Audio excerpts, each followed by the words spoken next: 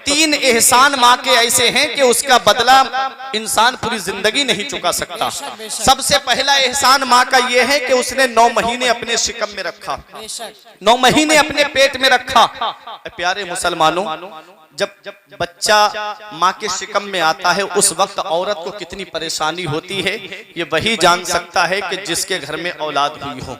हजरात, मैं आपको बताऊं, उमर फारूक आजम के पास में एक बुढ़िया आई और आकर के रोने लगी, हुजूर मेरा बेटा मुझे बहुत सताता है, मेरा बेटा मुझ पे बड़े जुल्म सितम करता है।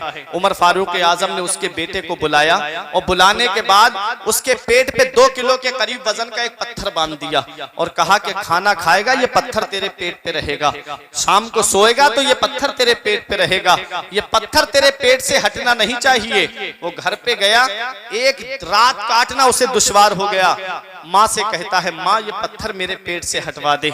अपने आप आ गया उमर फारूक आजम के पास, हुजूर ये पत्थर हटा दीजिए। आपने वो पत्थर हटाया, थोड़ा वजन और बढ़ा दिया, 3 किलो के करीब वजन कर दिया। अब आया अपने घर पे और ये नसीहत कर दी, अगर पत्थर हट गया तो समझ ले तुझे सजा दूंगा। शाम को सोए तो पत्थर के वजन की वजह से सांस दबने लगे, परेशान हो गया, रोने लगा। माँ से बोला, अम्मी एक रात काटना दुश्वार हो गया, ऐसा कर अम्मी तू चल करके इस पत्थर को मेरे पेट से हटवा दे। अब माँ आई, माँ तो माँ होती है, बेटा कितना भी जुल्म सितम करे अपनी माँ के ऊपर, अपने बाप के ऊपर, और माँ बाप हैं कि औलाद को माफ कर देते हैं। आए, आकर के माँ ने कहा, हुजूर मेरे बेटे से इस परेशानी को दूर कर दीजिए, मैंने अपने बेटे की गलती को माफ कर दिया, आप भी माफ कर दीजिए। अब उमर फारूक आजम ने वो पत्थर हटाते हुए पेट से कहा था, अरे नादान तुझे एक रात काटना दुश्वार हो गई इस पत्थर के साथ में, 3 किलो का वजन तू नहीं उठा पाया, जरा सोच तो सही, तेरी माँ ने 9 महीने तुझे अपने शिकम में रखा, 9 महीने तुझे अपने शिकम में रख करके कैसे घर का खाना बनाया होगा, कैसे कपड़े कैसे कपड़े धोए होंगे, अरे कैसे तेरे घर की साफ सफाई की होगी। तुझे एक पत्थर अपने शिकम पे रखना दुश्वार हो गया और एक रात काटना दुश्वार हो गई। तेरी माँ ने तो तुझे 9 महीने अपने शिकम में रखा था, उन एहसानों का बदला कैसे चुकाओगे प्यारे मुसलमानों। जो माँ बाप ने अपनी औलाद के ऊपर एहसान किए हैं, आज बेटा पैसा कमाने लगे, आज बेटा दौलत कमाने लगे, आज बेटे के पास में थोड़ा सा रुपया क्या आ जाए उसके दिमाग में ये गूंजने लगता है, ये इतनी बड़ी बिल्डिंग मैंने अपने पैसे से बनाई है, ये इतना बड़ा बिजनेस का कारोबार मैंने अपने पैसे से खड़ा किया है। वो ये नहीं देखता कि अल्लाह तबारक व तआला ने उसे जो बुढ़ापे में माँ बाप की शक्ल सूरत में जो अजीम नेमत दी है, उस नेमत को वो नहीं पहचानता, उस नेमत को वो नहीं जानता। उसे तो तब एहसास होता है जब ये साए उसके सर से उठा लिए जाते हैं। तब चिराग लेके भी ढूंढोगे तो माँ बाप जैसी मोहब्बत करने वाली शख्सियतें नहीं मिलेंगी, फिर चिराग लेके भी ढूंढोगे तो माँ बाप जैसी प्यार करने वाली शख्सियतें नहीं मिलेंगी। आज अगर बगैर मतलब के कोई तुम्हें दुआ देता है वो तुम्हारा बाप है, और बगैर लालच के तुमसे कोई मोहब्बत करती है वो तुम्हारी बूढ़ी माँ है। इसलिए इनके मकाम और मर्तबे को पहचानो, इसलिए इनकी कदर मंजिलत को जानो।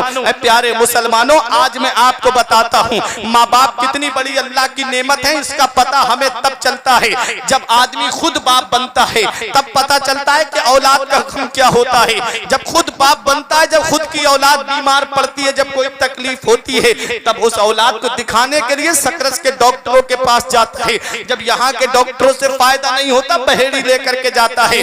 रात के 12 बजते हो लेकिन बहेड़ी के डॉक्टर भी मना करते तो बरेली लेकर के जाता है। क्यों? क्योंकि खुद की औलाद बीमार पड़ी है, क्योंकि बाप है इसलिए उसको दर्द हो रहा है औलाद का। इसलिए डॉक्टरों से कहता है, डॉक्टर साहब जमीन बिके तो बिक जाए, मकान बिके तो बिक जाए, घर बार बिके तो बिक जाए, लेकिन मेरे बेटे को कुछ नहीं होना चाहिए, मेरी औलाद को कुछ नहीं होना चाहिए। अरे आज तो तरक्की याफ्ता दौर में जिंदगी काट रहे हो, आज तो बड़ा दौर तरक्की कर गया है, आज का दौर तो बहुत आगे पहुंच गया है। अरे आज का दौर तो इतना तरक्की याफ्ता दौर है प्यारे मुसलमानों, आज तो हर घर में मोटरसाइकिल मिलेगी, अक्सर घरों में आपको कारें मिलेंगी। अरे ये भी ना हो तो थोड़ी दूर पे 3-4 किलोमीटर के फासले पे पहुंच जाए तो बहुत सारी सवारियों का इंतजाम मिलेगा। इन बूढ़े बुजुर्गों से पूछो, अब से 40-50 साल पीछे पलट करके चलो, किसी किसी के घर में मोटरसाइकिल पाई जाती थी। वो ऐसा गरीबी का दौर था, ऐसा गुर्बत का दौर था।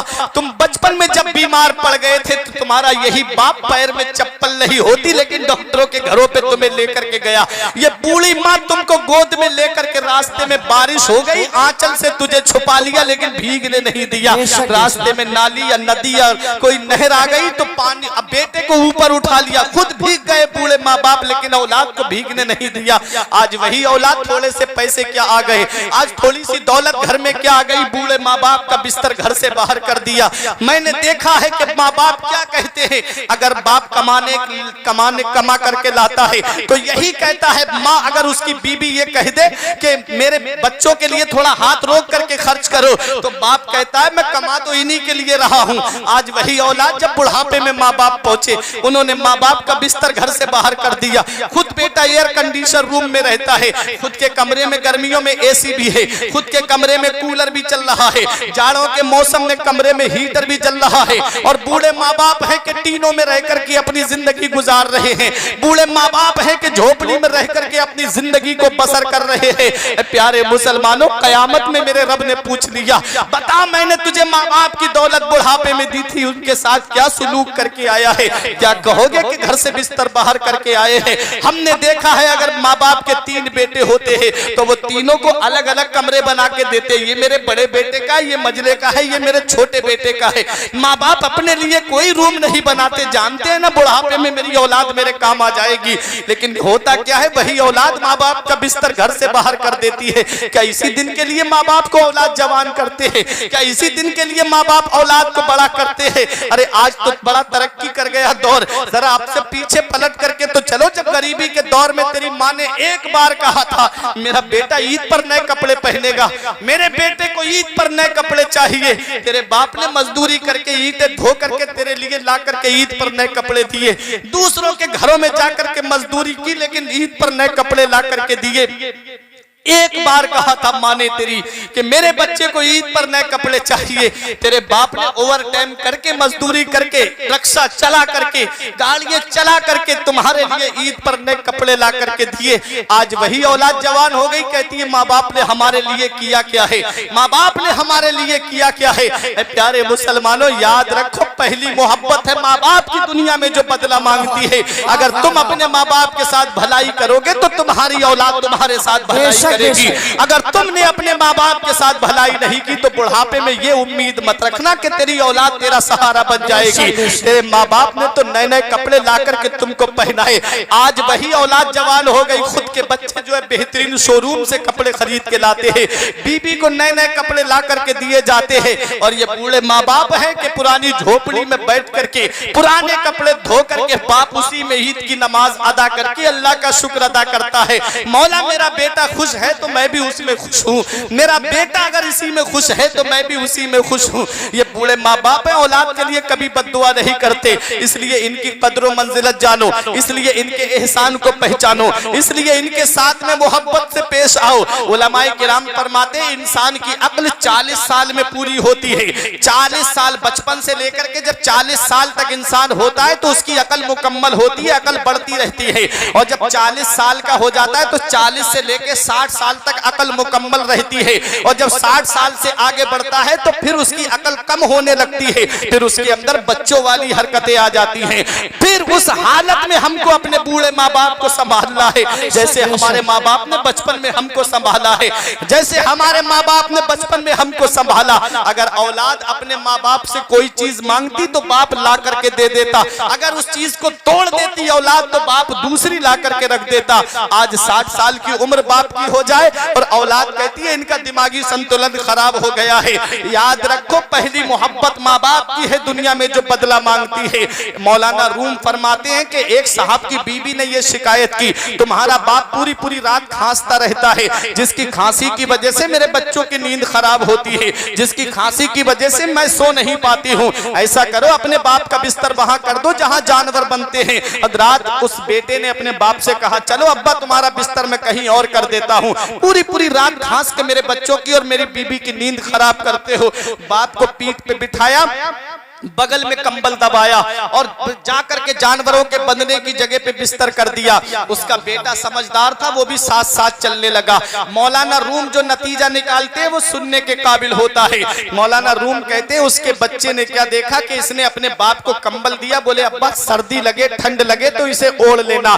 बाप ने जैसे ही कंबल दिया तो उस बच्चे ने अपने बाप के हाथ से कंबल लेकर के उसको दो हिस्सों में फाड़ दिया किसी तरीके से। आधा हिस्सा दादा को दे दिया, आधा अपने साथ में रख लिया। बोला चलो अब्बा। अब बाप ने कहा बेटा तूने इतना अच्छा कंबल खराब कर दिया, इतने बेहतरीन रजाई घर पे है, इतने बेहतरीन कंबल घर पे है, मेरे लाल ये तूने क्या कर दिया। तो उस बच्चे ने एक जुमला कहा था, इसे अपनी दिल की तख्ती पर लिख लो नौजवानों और इस पर अमल भी करते रहना।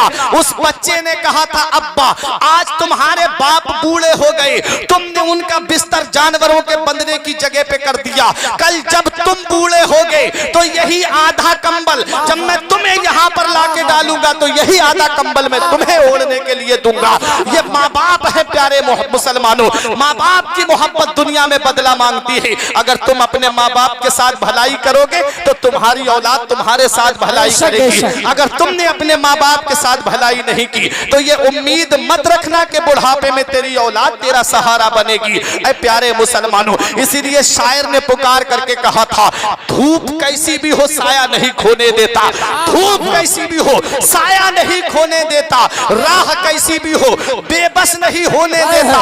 बेच के अपना लहू चाहे वो रोटी लाए, बेच के अपना लहू चाहे वो रोटी लाए, बाप औलाद को भूखा नहीं सोने देता, बाप औलाद को भूखा नहीं सोने देता। और माँ की शान ये है कि नेमत के वक्त वो कोई उजरत नहीं मांगी, दुनिया से कभी हस्बे जरूरत नहीं मांगी। ये माँ का जिगर है कि लहू अपना पिलाकर बेटे से कभी दूध की कीमत नहीं मांगी। नारे तकबीर, नारे रिसालत, नारे गौसियत। हजरत अल्लामा मौलाना मुफ्ती फुरकान मंजरी साहब क़िबला जश्न गौसुल वरा, नारे तकबीर। हज़रात तो ये माँ बाप है, इनकी कदर कर लो, इनसे मोहब्बत से पेश आओ। नबी फरमाते हैं हुमा जन्नतों का हुमा नारों का, तेरे माँ बाप तेरे लिए जन्नत भी हैं और तेरे माँ बाप तेरे लिए जहन्नम भी है। अगर उनकी खिदमत करेगा, फरमा बरदारी करेगा तो अल्लाह जन्नत अता फरमाएगा, और अगर उनकी नाफरमानी की तो अल्लाह ताला जहन्नम में डालेगा। मेरे नबी ने फरमाया कि जिसके उससे माँ बाप राजी हैं उससे अल्लाह भी राजी है, उसका रसूल भी राजी है, और जिससे माँ बाप नाराज हैं उससे अल्लाह भी नाराज है, उसका रसूल भी नाराज है। अब अपने अपने घरों में जाके जायजा ले लेना, अगर माँ बाप राजी हैं तो अल्लाह भी राजी है, उसका रसूल भी राजी है, और अगर माँ बाप नाराज हैं तो अल्लाह भी नाराज है और उसका रसूल भी नाराज है। तो मैं अर्ज ये कर रहा था, ये माँ बाप अल्लाह की बहुत बड़ी नेमत है। आज मेरे नौजवान भाइयों को जो माँ का फोन अच्छा नहीं लगता, अगर बेटा घर से बाहर निकल जाए और माँ फोन करके पूछ ले बेटा कहाँ हो, तो बेटा कहता है माँ क्यों परेशान करती रहती है, मैं अपने दोस्तों के साथ निकला हूँ, मेरे भी तो कुछ शौक व अरमान हैं। तो माँ जब बेटा गुस्से में फोन काट देता है तो पूछो माँ के दिल पे क्या बीतती है, क्योंकि माँ की नजरें दरवाजे पे लगी रहती, मेरा बेटा अभी घर में नहीं आया। बाप भी लेटा होता है बिस्तर पे, करबटे तो बदलता रहता है, नींद उसे भी नहीं आती है कि मेरा बेटा अभी तक नहीं पहुंचा। आज हम आपको अपनी बात बताते हैं, ये कारी जाहिद साहब ये बैठे हैं, आज बीबी है मोहब्बत का दावा करती है, बच्चे हैं मोहब्बत का दावा करते हैं, लेकिन हमने देखा है जब ये दिसंबर और जनवरी की जब सर्दी की रातें आती है ना, और जब इनमें रात में जलसा करके रात के 2 बजे 3 बजे जब घर पे पहुंचते हैं, ऐसी सर्दी की रातों में, इसी सर्दी की रातों में जब दरवाजा खटखटाते हैं ना, तो बीबी की आवाज नहीं आती है, पहले अगर आवाज आती है तो या तो बाप की आवाज आती है या माँ की आवाज आती है कि बेटा अभी दरवाजा खोलते हैं। ये बूढ़े माँ बाप हैं कि इनकी निगाहें दरवाजे पे लगी रहती है, अभी मेरा बेटा घर में नहीं आया, अभी मेरा लाल घर में नहीं आया। और होता क्या है, वही लाल थोड़े से पैसे क्या कमाने लगे तो माँ बाप की कुर्बानियों को भूल जाता है, माँ बाप की कुर्बानियों को फरामोश कर देता है। प्यारे मुसलमानों, ये माँ बाप अल्लाह की बहुत बड़ी नेमत है। अगर माँ बाप हयात हैं तो उनकी खिदमत कर लो, और अगर उनका इंतकाल हो गया है तो नबी फरमाते जुमे की नमाज के बाद में माँ की या बाप की कब्र की जियारत कर लिया करो, तो गोया ऐसा है जैसे तुमने दुनिया में उनकी जियारत की, जैसे उनकी जिंदगी में तुमने उनकी जियारत की। तो गौसे आजम अपनी माँ से इजाजत लेने के लिए आए, बोले अम्मी अब इजाजत दे दो, मैं बगदाद तालीम हासिल करने जाना चाहता हूँ।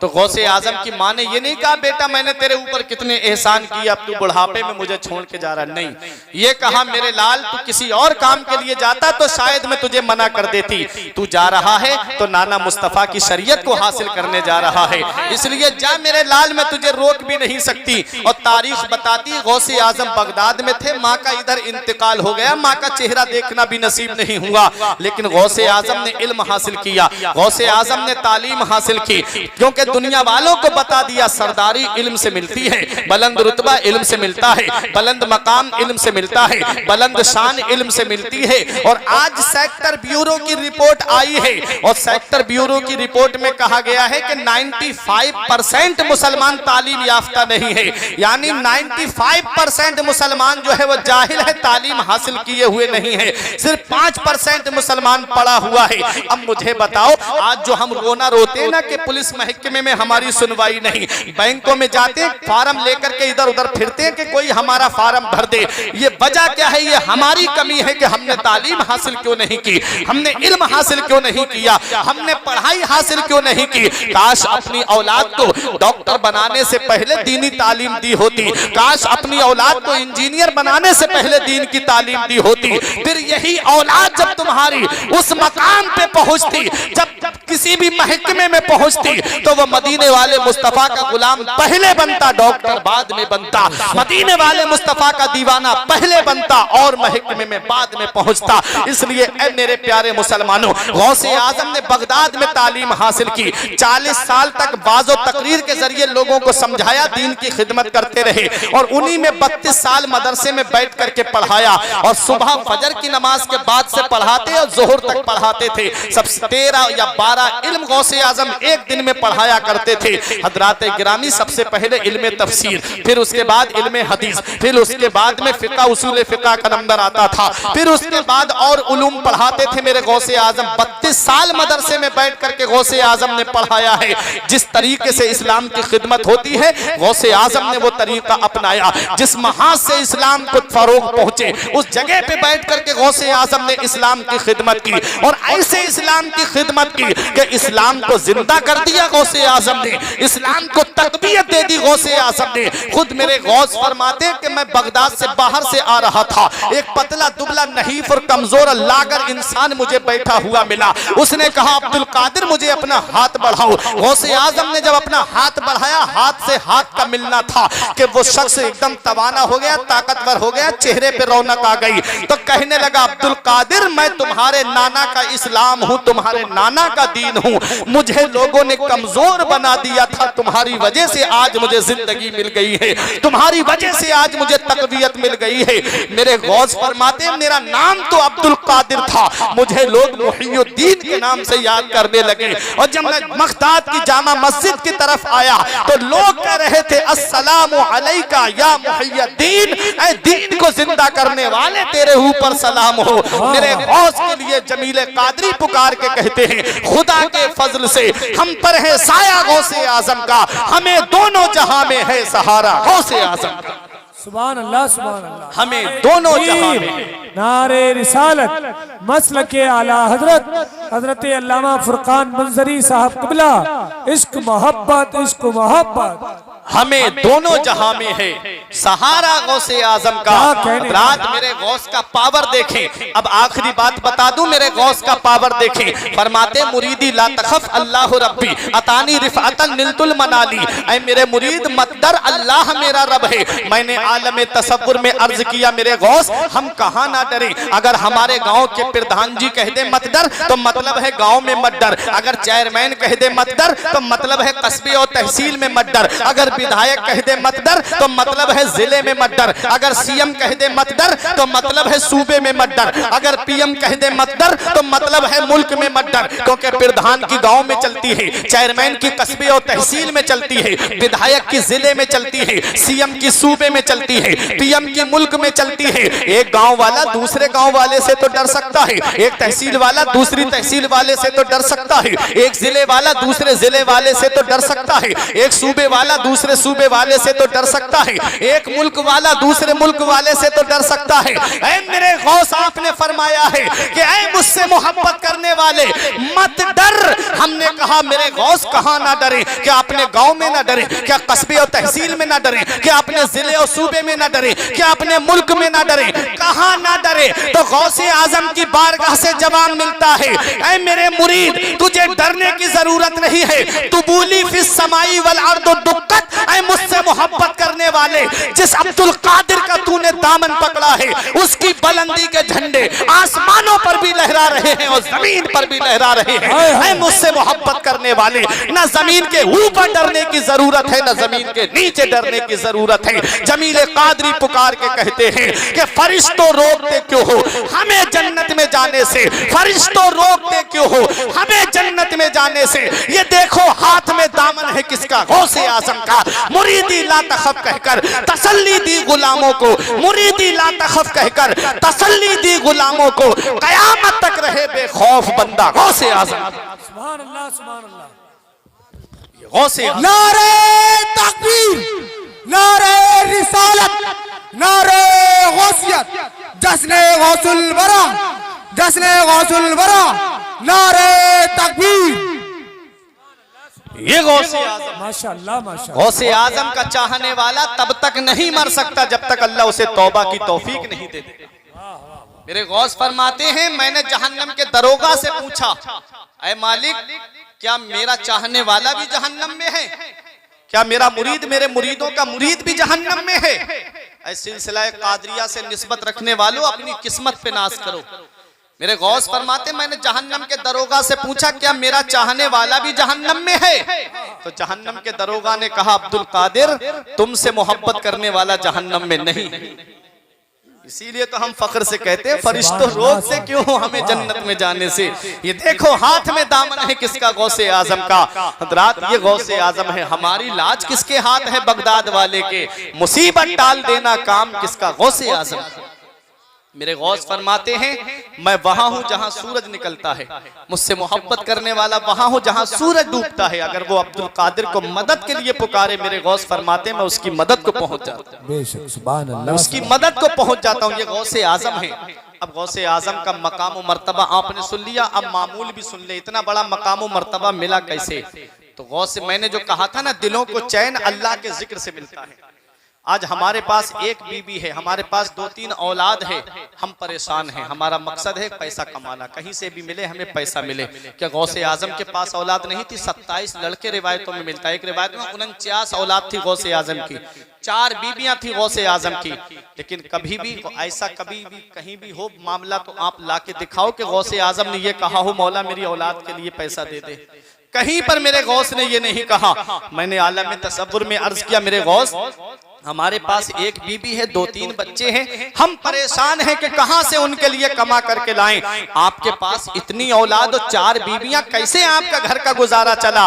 तो गौसे आजम के गुंबद से आज भी जवाब मिलता है कुरान की आयत पढ़ करके कि मन यत्तक़िल्लाह यजअल लहू मखरजन व यरज़ुक़हु मिन हैसु ला यहतसिब व मन यतवक्कल अलल्लाहि फहुवा हस्बुह। जो अल्लाह से डरता है अल्लाह उसके लिए निजात का रास्ता निकाल देता है और उसे ऐसी जगह से रोजी अता फरमाता है जहां से बंदे का वहमो गुमान भी नहीं होता। जो अल्लाह पे भरोसा करता अल्लाह उनके लिए काफी है। वो राज़िक है, गिज़ा कीड़ों को देता है वो पत्थर में। वो राज़िक है, गिज़ा कीड़ों को देता है वो पत्थर में। भटकता फिरता है इंसान क्यों रोजी के चक्कर में?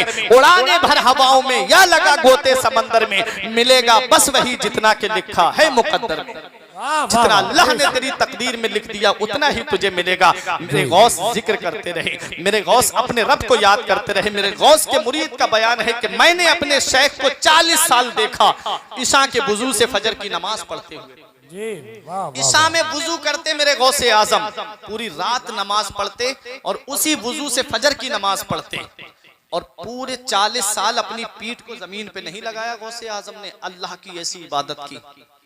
फिर भी गौसे आजम की शान देखो, 15 साल आपने इस हाल में कुरान पढ़ा है कि एक पैर खड़ा कर लेते और एक चीज का सहारा लेकर के पूरी रात कुरान की तिलावत करते। 15 साल एक पैर पे आप 1 घंटा खड़ा होकर के तो दिखा दीजिए, पूरी रात कुरान की तिलावत करते और पूरी रात में एक कुरान शरीफ खत्म फरमा लिया करते थे। ये हाल था गौसे आजम की इबादत का, ये हाल था कुरान की तिलावत का। आज हम जुमे के दिन भी कुरान खोल के नहीं देखते। आज हम नमाजें मस्जिद में अजान हो रही है और हम अपने घर पे काम काज में लगे हुए हैं। दावा है कि गौसे आजम का दामन नहीं छोड़ेंगे, दावा है कि हम गौसे आजम के सच्चे आशिक हैं। याद रखो, गौसे आजम उन्हीं के काम आएंगे जो गौसे आजम के बताए हुए रास्ते पे चलेंगे, जो गौसे आजम के तरीके पे चलेंगे। अला बिज़िक्रिल्लाहि तत्मइन्नुल कुलूब, दिलों को चैन मिलता है तो अल्लाह के जिक्र से मिलता है, दिलों को आराम मिलता है तो अल्लाह के जिक्र से मिलता है। गौसे आजम ने अपने रब को याद किया। हदीस में है, इस तरह अल्लाह का जिक्र करो कि लोग तुम्हें मजनू कहने लगे।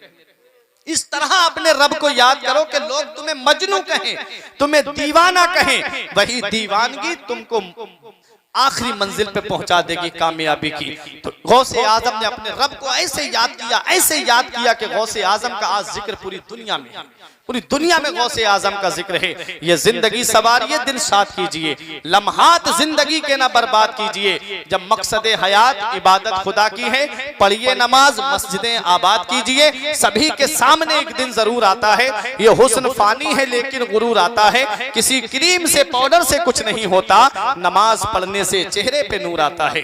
परवरदिगारे आलम की बारगाह में दुआ है, मेरे को अर्ज करने में सबकत लिसानी की वजह से या बतकाज़ा बशरियत कोई गलती हो गई, मौला मुझे माफ फरमाए। अस्तगफिरुल्लाह रब्बी मिन कुल्लि ज़ंबिन व अतूबु इलैह। कलमा तय्यब पढ़ ले, ला इलाहा इल्लल्लाहु मुहम्मदुर रसूलुल्लाह सल्लल्लाहु अलैहि वसल्लम। रही कली